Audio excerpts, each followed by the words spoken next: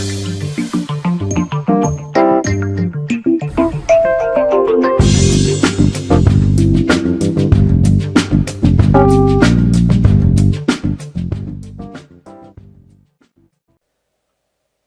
my name is Dejan Boshkov, Grandmaster from Bulgaria. Today we shall talk about the nightmare of the Berlin player or the exchange Rui Lopez player, and this is the pawn endgame. Here we have a typical position, typical pawn endgame. We just imagine that the pieces are off the board after all these exchanges, and we will have an extra pawn for white. This is the ideal for the first player. This is what he actually likes to achieve. And that position was given back in 1904 by the fourth world champion, Max Euwe, and he wanted to prove that white is winning this, and indeed he is. Here it is what he has to do. First of all, we are going to activate our last remaining piece. This is the king e2. The same will do black, most probably, as otherwise white would simply like to come either on e5 or on c5, most probably on e5, and then it will be easier for him to advance the pawns and to create a pass pawn. So king to e6, f4. He would like to strengthen the position by coming king d4, eventually f5 and e5. Let's say g4 and e5. That's why it sounds reasonable for black to take away the d4 square from the white king by playing c5 himself. Now, before continuing his play on the king's flank, where he is obviously better, white would like to stop any counterplay by black on the queen's flank and eventually to take away the so-called reserved tempos. And it's quite reasonable to do that, to put the opponent into a Zugzwang. That's why he plays c4. We usually thought that it's not recommendable to play on the side of the board where we are weaker, but in that case it's different. The pawns are almost equal. Even though black has an extra pawn there, white can easily stop those pawns. There are two setups. One is c4 followed by b4 and a4, and this is what white is going to do. And the other one is less aggressive. That's why maybe it's not that recommendable. It's to place the pawn on b3. Then once that black is starting to push the pawns, anytime that a pawn appears either on a4 or on c4, white just swaps it. He just takes it, and that's all. That's the end of the activity. Black cannot really create a pass pawn. But this is more passive, like I told you. So the way that Euwe chooses c4 that he gives is the best one. c6. b5 immediately was possible. There wouldn't be a difference anyway. So a4, b5, b3. And that's the ideal setup. White just stopped with his 3 pawns, the 4 pawns of the opponent. There is nothing that black can do. There is no way that he can make use of his extra pawn, and these pawns now are equal. White is going to turn his look on the king's flank where he has the extra pawn, and we're about to see how exactly he's going to win that. f6, a5, fixing the pawns. Let's say that they're just fixed, and now white is going to push his pawns on the king's flank in order to create a pass pawn. What can black do? First of all, he can try to block the pawns, and this is the main line that Euwe gives. He gives the move g5. So he's a kind of counting that white will play himself a move like f5, and in that case the pawn on e4 wouldn't be that active like before, and the position will be pretty much blocked, and this should be a draw. Black will just play king to d6 and back to e5, and there is no breakthrough. However, white is not really forced to do that. The typical and the most useful idea for the first player in this kind of an endgames is to create an outside pass pawn. So the number of the pawns doesn't really matter if he manages to create one pawn on the g file, for example. Even if black has a pawn on e5, this wouldn't be that important. White is going to deflect the opponent on the king's flank, take the pawn on e5 and come to harvest all the pawns on the queen's flank. And this is how it happens. e5, very strong move. sacrificing a pawn, but in return achieving this outside pass pawn. There is nothing that black can do now to avoid the further strengthening of the position for the first player. He's going to play h4, g5, h5, and after that g6, deflecting the opponent's king from the queen's flank. Then white is just going to have a triumphal walk for those pawns. Here is a sample line what can happen. Let's say h6, h4, h3 was also possible, followed by h4, winning some tempos, but it doesn't really matter in that case. The method is like we said, he's just sacrificing the pawn on the g file, deflecting the king, and the difference in the activity of those kings decides the outcome in white's favor. More can follow king g4, king d6, so the king is already taking the pawns,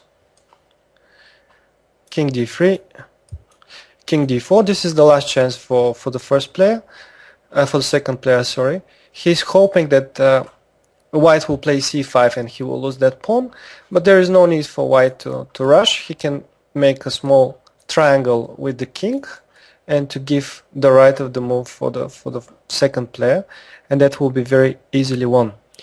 King a3, king c5, king a4, and king b4, the very same position that we have just seen, and it is black to move. He has to let the opponent's king pass, and of course white is easily winning here with the two extra pawns. Okay, this is if black is trying to defend actively and block the pawns with the move g5. There are also passive ways to defend the position apart from playing g5, but they're also not saving himself. Let's say that he tries h6, just waiting. Then f5, this time this is working. King is coming to e5, h3. Black is just in Zugzwang. He has to go back with the king, king to d6, and now king to f4. The next thing that white is going to play will be the move e5. After these pawns are swapped, the king is becoming active, the king is coming to e5, and then he is continuing similar to the plan that we have seen before, just creating a pass pawn on the king's flank and coming with his king on the queen's flank to take the pawns. Let's say, okay, let's have just a quick sample line. h4, next g5. Actually, already f6 is also winning. The king is just coming for the h pawn. There is a choice how to win this position, but the conventional way with g5 will also do the job, as those pawns are again very vulnerable. What else do we have in that position? Besides g5, the active defense, and h6, black can also try a move like g6 himself, then f5, with two possibilities for black. Either king goes back, but then white is just taking, and there is the outside pass pawn already ready. King f4 followed by h5, and king f5 is coming, so black can simply resign here. Or he can take on f5 himself, g takes f5, e takes f5, king e5, trying somehow to make use of the active king, but his reserved moves will be soon over. h4, and he is in Zugzwang, so he will have to let the opponent's king pass. After king e4, then g5 exchanges, similar plan. F pawn will be sacrificed, but the king will go and take all the pawns on the queen's flank. And one last thing, if black was trying to play h5, then the simplest is just to take that pawn. We say that outside pass pawn is enough winning that position, and this is precisely that case. We even have two outside pass pawns here. So relatively very easy win for the first player.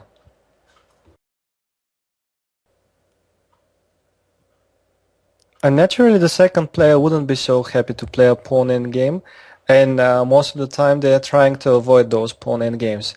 But here he is in a difficult situation. This is the game Cheng, Xiao Cheng against Noberto Lopez that was played in the US Masters Open 2006. And black is already having some trouble.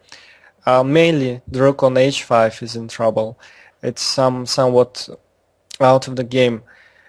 For example, black realized that he cannot really take the pawn on d4, as in that case he will have trouble with that rook, and the bishop is hanging, and if check there is king g3, trapping the rook. The rook has nowhere to go. The king has protected the pawn, and that's over. Let's say bishop e5, just king h3, and that will be the end. And that's why he went for the move knight d4. However, now little by little the thing will go. White will manage to liquidate into a pawn endgame. Bishop takes, c takes, b4. Very strong move. Cutting the possible defense of the pawn. And in that case, black will have a defended pass pawn. This will be a huge asset for him, eventually keeping busy one of the white pieces with the defense of that pawn. That's why white is preparing b5 to cut the communications and eventually to take the pawn on d4. Rook f5 was played, which is already the decisive mistake. We said that the position was difficult, and again he cannot take on e5 after g4. He's going to lose the bishop, but he could and should at least try to play something like bishop f8, again insisting on the move c5. So, well, yes, this was the way to play the position. For example, rook f4, c5, king f3, threatening king to g4, and now something like rook f5. In that case, white is of course better. He will most probably take that pawn after the exchange, but black can try and hope on his distant pass pawn in that case. Maybe white could have played also better in that line, but in any case, black needed to go for this one rather than going into this dull pawn endgame in the game. After b4, he opted for rook f5 immediately. Why do I say pawn endgame? Because after g4, rook f7, that's the game and the exchanges. Well, white just blocked those pawns, cut that pawn away from the black forces. Next, he's going to come king to e4, take that pawn after some maneuvers. The only way for black to defend it is to bring the bishop on c5, but then he cannot really bring also the king to defend that pawn. White will just give some more support to the attack of this pawn with knight to e2 or to b3 and take it. And later there will be a pawn endgame. This is how it happened. King g6, king to f3, bishop f8, a4, bishop e7, h5 check. Unfortunately for black, he cannot really be too active with the king, as king to g5 is quite suicidal. After king g3, there will be mate coming, knight f2, and either knight g3 mate or knight e4 mate, which means that he has to go back.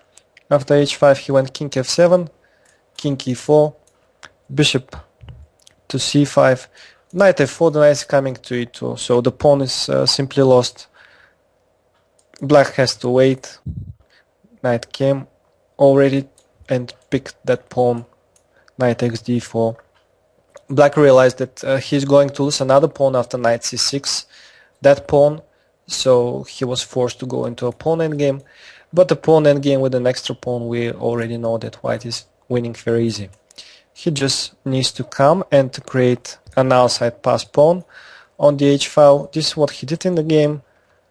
He just took and after that penetrated with the king on the queen's flank to finally win the game. King g7, h6, king f7, h7. We know this idea, deflecting the king away from the queen's flank, furthermore deflecting that king, and all the pawns were already prey for the white king. Black resigned. The last sample that we're going to see is between two very experienced players, as white is playing Nenad Ristic, grandmaster from Serbia, and as black is Dalibor Stojanovic, international master from Bosnia and Herzegovina. That game was played in front of my eyes at the Serbian Team Championship 2008.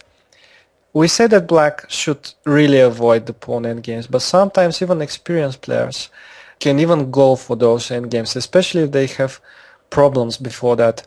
And this is a position where white had achieved most of the things that he wanted to. So basically speaking, he managed to exchange most of the pieces, the rooks, the knights. There is no bishop pair for the second player. But still black keeps reasonable drawing chances as long as he doesn't go into a pawn in the game. So the game proceeded b5 here. Black just tried to somehow show activity. So this was part of white's idea. He anyways wanted to stop those pawns on the queen's flank by placing his pawns on c4 and e4 like we saw in the first sample. King f6. Now he doesn't have anything to do. He has to wait. King e6. a4, c5, c4. We have seen this before. There is nothing new. The pawns are blocked. Black must take a decision. c6 will lead immediately to a pawn endgame that is lost for black. He cannot take back with the pawn. This is decisive. So he decided to take on a4. And here he made a huge mistake. He played bishop e5. Huge mistake, really huge mistake. They're going into a pawn endgame. Black probably thought that because of his active king he can somehow save the day. Unfortunately for him, this doesn't work. The only thing that he could do, actually he had two things that he could do. One was to stay with the king on d7 and then back on e6. Just passively stay. And in that case, he would have had reasonable chances for drawing the game. For example, if e5, he just goes back, the king will block very comfortably the position with king to e6. And if white tries to come with the king on f5, which will be, if he can do that, he will be winning. Then he will simply create a pass pawn on the king's flank. Black just plays king e6, king g4. And now that the king is a bit far away from his pawn on e4, he can already play bishop e5. And I'm not sure if black can hold this. But he actually, yes, he has some counterplay here. If white takes, he has king d4 and he's winning the c4 pawn. Actually, he will be winning here most probably. That's why it's much more difficult for white to achieve the pawn endgame, if possible at all. And this was one thing that he could do, or even he could have just given that pawn on c7, but keep the bishops on the board. This would give as well chances for a draw. The only thing that he didn't need to do was to exchange the bishops like he did in the game. Back to the game, bishop e5, blunder, huge blunder. And now after a5, it doesn't seem so easy for white to win this endgame, but we already know the plan should be to create an outside pass pawn on the g file, which means to exchange the e pawn for the f pawn, or just to force the f pawn to go on the e file, and that will be over for black. So the game continued c6, king d3. The king must go back, otherwise black will be in Zugzwang soon. And now king e2, a small triangle forcing black to go away from the active position on e5, as now king e5 will be met by the simple king e3. If f6, okay, white can simply do the same. He can again triangulate and push back the king and then come on f4 with his own one, and then we will see what will happen. In the game he didn't play f6, but he played, sorry, after king e2 he played king g6, he didn't come on e5. King e3, that's pretty much similar. King e3, the king is pushed back from the active position, and king e4. According to the base, to the chess base records of the game ended here, but in fact they continued. I don't remember the exact moves during that game, but I remember the plan. White just pushed e5, so basically putting that king back, and then at some moment he just played e6. And that was all.